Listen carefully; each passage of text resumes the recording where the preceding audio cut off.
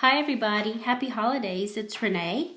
I am working on a deck modification right now and I wanted to share with you. I'm sort of midway through and I wanted to show you what I've been doing. So look at this deck. Wow. This is the Timeless Tarot. It is available on Etsy. It's by Tara Winstanley. It's an amazing deck. And what I've done is I've edged it in this beautiful brown color. I tried to pick up this color on the back of the cards, which by the way are gloriously beautiful. I love this green and brown. And this color happens to be almost exactly the Tim Holtz Tea dye. So what I've done is I've basically gone through each card and see, I lay it out. I have this big easel thingy. It's for, it's actually for plein air painting when you go out. So it's pretty big, and then I lay either deli paper or packing paper on, and then I just lay all the cards out, and then I keep stacking on the layers. Because 78 cards is a lot, believe it or not, for this whole thing. I should just show you what I'm talking about. So for this whole plein air art, as you can see, it's a big square, and it has a handle on it right here. So what I do is I put the packing paper on it in layers of 3, and then I line up all of the cards across. When they're drying, I'll let them dry. I'm not in a hurry, so I usually let them dry overnight. And then I add another layer of the deli paper or the packing paper, and then I lay another layer of the cards. And usually, honestly, 3 layers will do a 78 card deck. So the way that I achieve this is I use this pad, the Tim Holtz, what is it called? Distress ink pad, and I put the back towards me, and then I just kind of run it along the back like so. And it usually does a thorough job. Sometimes I have to go to the front and make sure there's sort of open time that if you get it on the front, you can wipe it off. And so then I lay it out here. And I just keep laying them out and lining them up. And then once I get this whole paper surface covered with the cards, then I lay another stack out.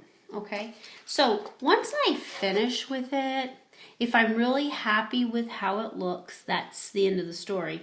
Sometimes I add some gold to this, and actually this might be pretty edged in gold around here. I haven't quite decided if I want to do that because I'm really just loving the brown right now. So once I stack these together, I noticed that some of them, and you probably can't see, but maybe you can make that out, some of them didn't get completely covered.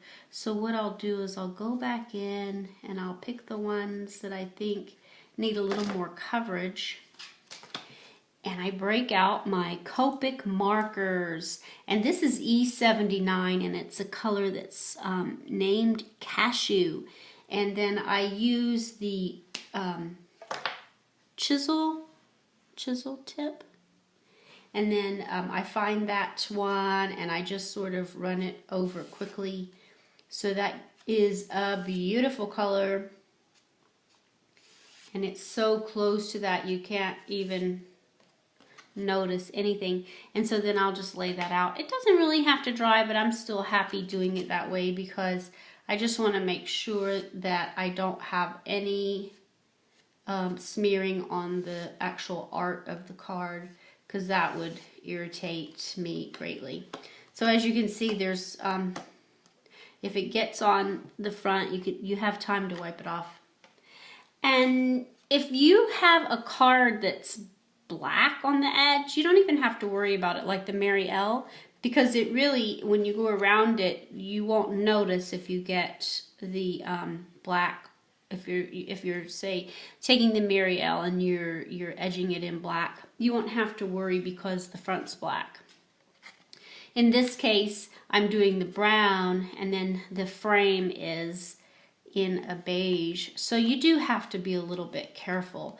That's why I take my time and I make sure that the back is facing me, and I sort of angle it. And I don't spend much time on it. I just kind of whisk it across.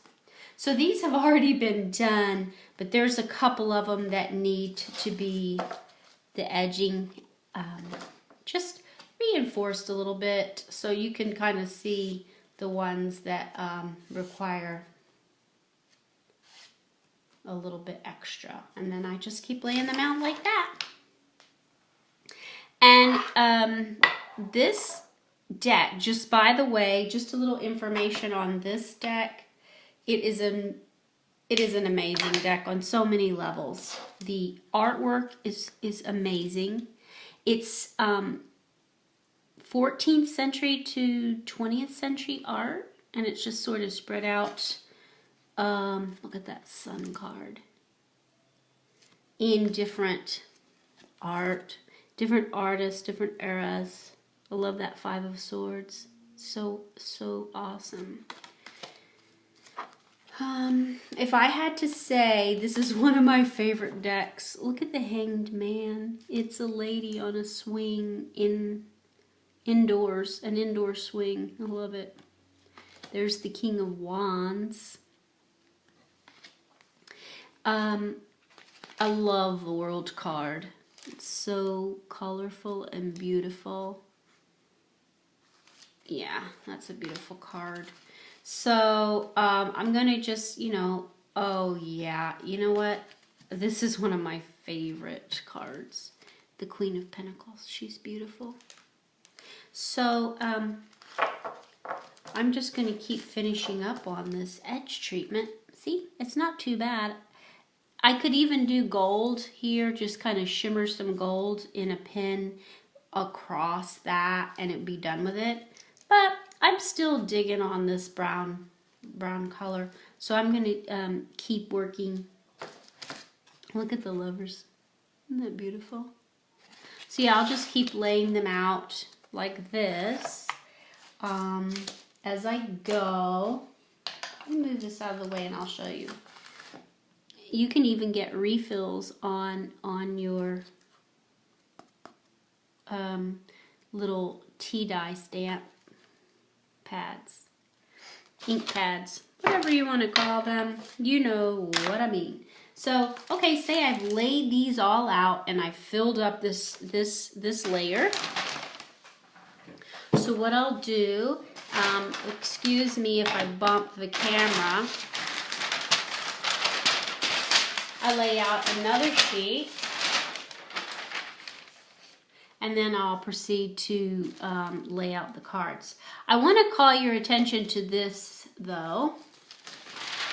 These are all my brown colors, or my beige brown colors that I have in the Distress Inks. And so I just swipe them across here, and then I put the name of the color on this so that I could have a reference to go by, and so that I can actually compare the browns to one another, let's say the browns and the beiges to one another. So this is the antique linen. It's very light. And the tea dye, which I used on, see how close that is? I used that on this deck. We have walnut stain, which surprises me because I would think that the walnut stain would be darker than tea dye, but it doesn't come out that way. So it's better to give yourself a test for the colors. This is Vintage Photo. It's really a beautiful color. And actually, I have another deck that I'm going to work on me roll over here and get that one out so I can show you. It's the Infinite Visions Tarot. I'm sure you've all seen this one. It's available on Etsy as well, and it's by Gloria Jean. I absolutely love this cardstock. I'm not sure what she used for it, but it's awesome. And see, the back is this sort of two-tone rust color, or maybe it's more than two tones. Anyway, it's these rust colors, and then it's got black. These are borderless, which makes them amazing. Look at those. You know, I just digress because I have to. This is my favorite card of the whole deck, the High Priestess. Look at her. So I was thinking, because this has these rusty colors on the back, but most of the deck is sort of, I don't know, darkish. I was like, should I do black edge or should I do the rust? And then I thought, if I use the vintage photo, that would look so nice. But you know what? It's so interesting because if you lay it out like that, look how beautiful that is. So I really do want to make sure that I pick a color that's going to really blend right in with that. You know what I'm saying? So black is out. So some sort of rusty color. And I think the vintage photo would really pick up nicely on that. But right now, it doesn't bother me. The color doesn't bother me at all. In fact, when you look at it in a certain direction, it still has some color to it, see? But I think that's because they're just not perfectly even. I don't know, it kind of gives you a shadow of that color. So I'm not quite ready to jump into that one, but if I did, I probably would use, like I said, the vintage photo. That's an awesome deck, I love it. I actually got these two decks, the Timeless Tarot and the Infinite Visions, around the same time. And I don't know if it's because I got them at about the same time or they just really remind me of one another. They are very similar. They're similar in that they're art from different eras. And they are, I got them on Etsy. And I don't know, they're really amazing.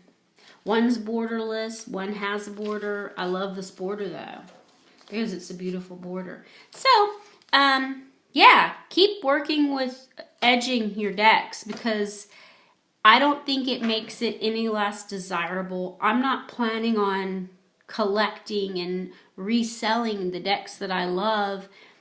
I keep them, I work with them, and therefore I want the edges to be done because I think that is just unique. It personalizes it, and it gives you time to really work with your deck and bond with your deck and give your energy to the deck and take the deck and its energy for yourself as well. So I love that, and I'm going to keep working. Thank you so much for watching, and I am going to come back soon with some art projects because I'm off. Yay! For Christmas. So anyway, I'll talk to you soon.